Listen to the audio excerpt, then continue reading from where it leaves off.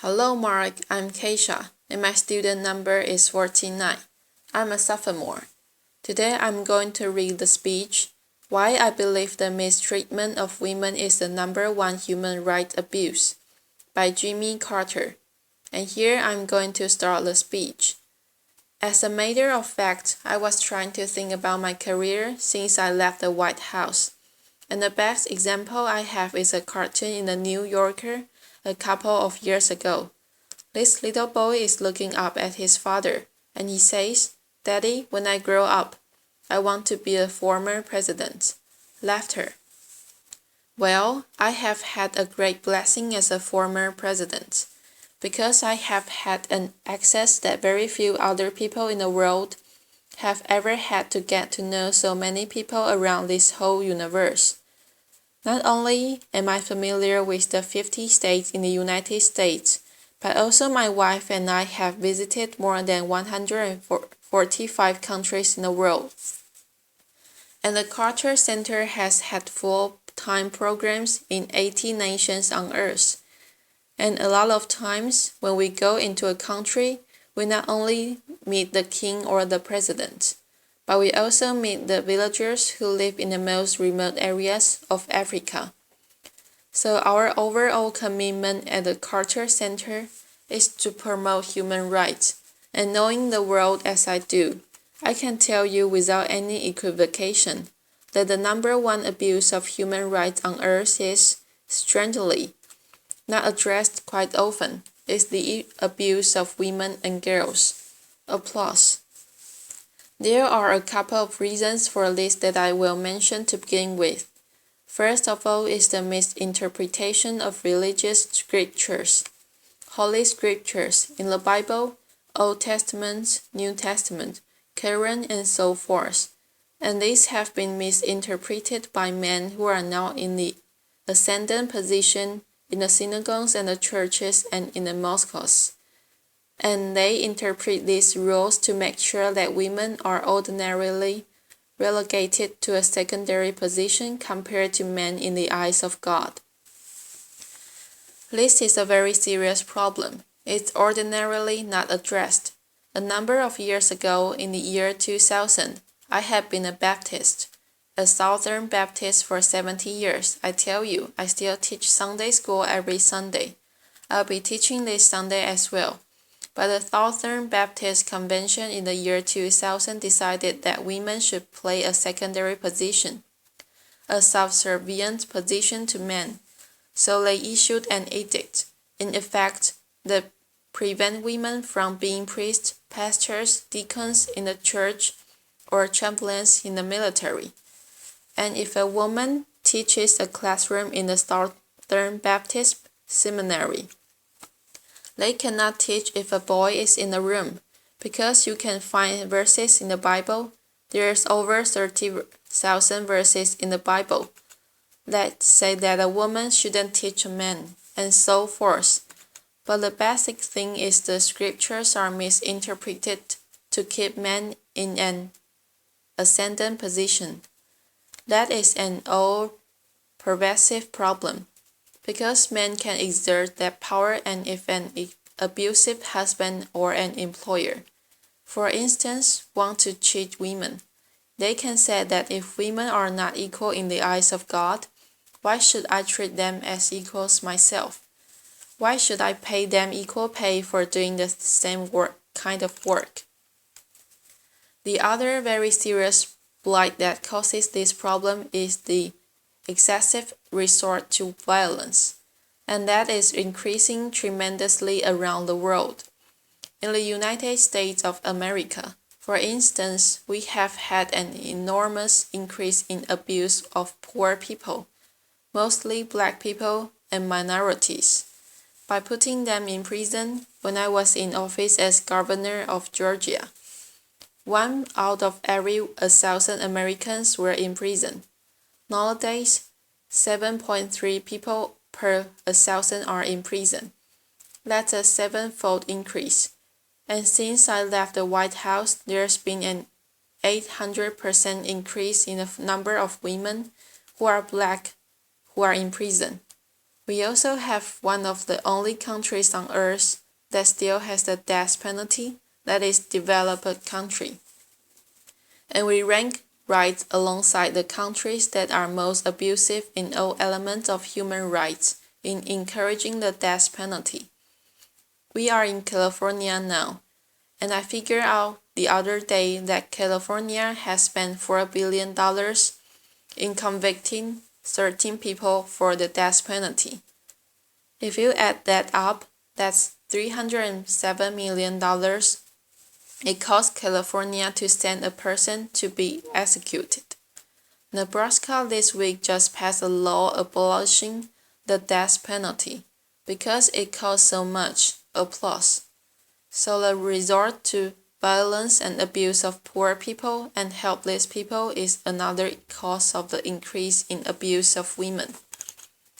Let me just go down a very few abuses of women that concern me most, and I will be fairly brief because I have a limited amount of time, as you know. One is genital mutilation. Genital mutilation is horrible and not known by American women, but in some countries, many countries, when a child is born that's a girl, very soon in her life, her genitals are completely cut away by a so-called cutter who has a razor blade end in a non-sterilized way.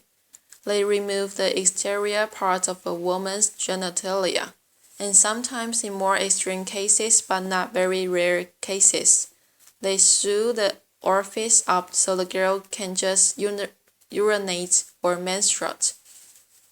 And then later, when she gets married, the same cutter goes in and opens the orifice up so she can have sex. This is not a rare thing, although it's against the law in most countries.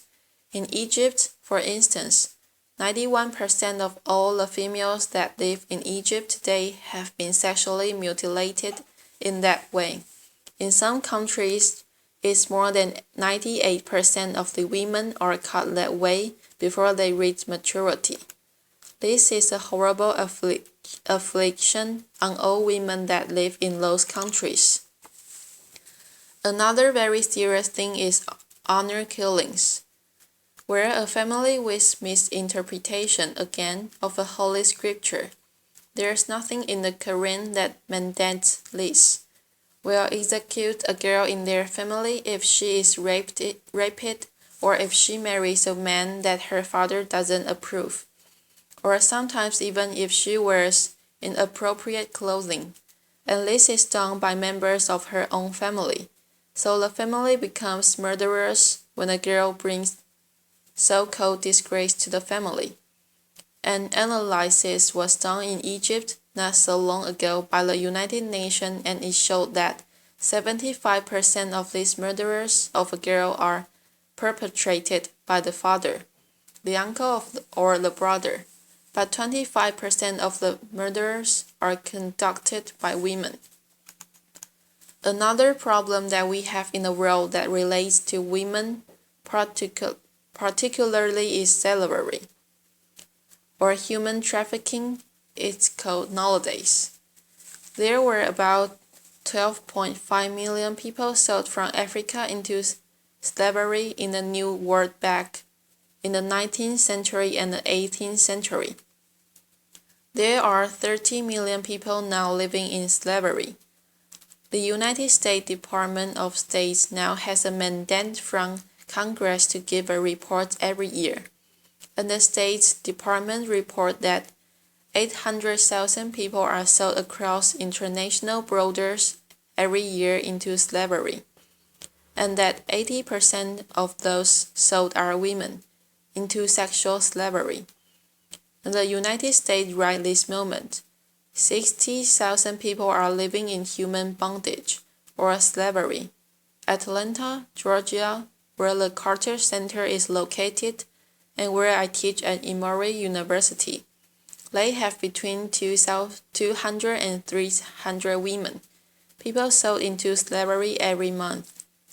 It's the #1 place in the nation because of that. Atlanta has the busiest airport in the world, and they also have a lot of passengers that come from the southern hemisphere. If a brothel owners want to buy a girl that has brown or black skin, they can do it for $1,000. A white-skinned girl brings several times more than that, and the average brothel owner in Atlanta and the United States now can earn about $35,000 per slave. The sex trade in Atlanta, Georgia, exceeds the total drug trade in Atlanta, Georgia. So this is another very serious problem. And the basic problem is prostitution. Because there's not a whorehouse in America that's not known by the local officials, the local policeman, or the chief of police, or the mayor, and so forth. And this leads to one of the worst problems, and that is that women are both increasingly and put into sexual slavery in all countries in the world. Sweden has got a good approach to it. About 15 to 20 years ago, Sweden decided to change the law, and women are no longer prosecuted if they are in sexual slavery, but the brothel owners and the pimps and the male customers are prosecuted. And, applause, prostitution has gone down. In the United States, we take just the opposite position. For every male arrested for illegal sex trade, 25 women are arrested in the United States of America, Canada, Ireland, I've already said Sweden, France, and other countries are moving now toward this so-called Swedish model. That's another thing that can be done. We have two great institutions in this country that all of us admire, our military and our great university system. In the military, they are now analyzing how many sexual assaults take place. The last report I got, there were 26,000 sexual assaults that took place in the military. 26,000, only 3,000, not much more than 1%, are actually prosecuted. And the reason is that the commanding officer of any organization, a ship like my submarine, or a battalion in the army, or a company in the Marines, the commanding officer has the right under law to decide whether to prosecute a rapist or not. And of course, the last thing they want is for anybody to know that under their command, sexual assaults are taking place, so they do not do it. The law needs to be changed. About 1 out of 4 girls who enter American universities will be sexually assaulted before she graduates. And this is now getting a lot of publicity, partially because of my book, but other things.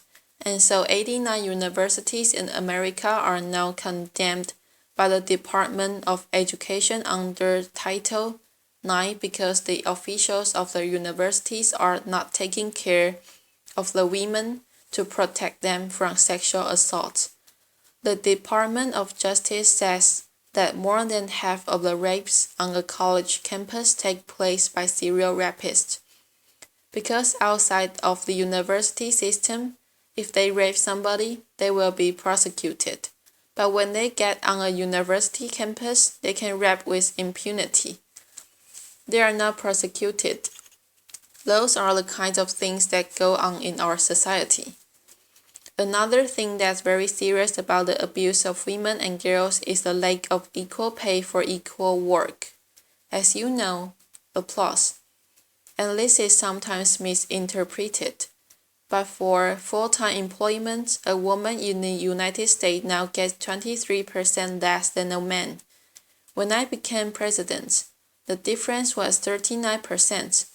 So we've made some progress. Partially because I was president and so forth. Applause, laughter. But in the last 15 years, there's been no progress made. So it's been just about 23 or 24% difference for the last 15 years. These are the kind of things that go on. If you take the Fortune 500 companies, 23 of them have women CEOs out of 500, and those CEOs, I need not tell you, make less on an average than the other CEOs. Well, that's what goes on in our country. Another problem with the United States is we are the most warlike nation on earth. We have been to war with about 25 different countries since the Second World War. Sometimes we've had soldiers on the ground fighting, the other times we've been flying overhead dropping bombs on people. Other times, of course, now we had drones that attack people and so forth. We've been at war with 25 different countries or more since the Second World War. There was 4 years, I won't say which ones, where we didn't applause. We didn't drop a bomb, we didn't launch a missile, we didn't fire a bullet. But anyway, those kind of things, the resort to violence and the misinterpretation of the Holy Scriptures are what causes, are the basic causes of abuse of women and girls. There's one more basic cause that I need not mention, and that is that in general, men don't give a damn. Applause. That's true. The average man that might say I'm against the abuse of women and girls quietly accept the privileged position that we occupy. And this is very similar to what I knew when I was a child. When separate but equal had existed, racial discrimination legally had existed for 100 years. From 1865 at the end of the war between the states, the Civil War, all the way up to the 1960s, when Lyndon Johnson got the ballot passed for equal rights. But during that time, there were many white people that didn't think that racial discrimination was okay, but they stayed quiet because they enjoy the privileges of better jobs, unique access to jury duty, better schools, and everything else. And that's the same thing that exists today, because the average man really doesn't care.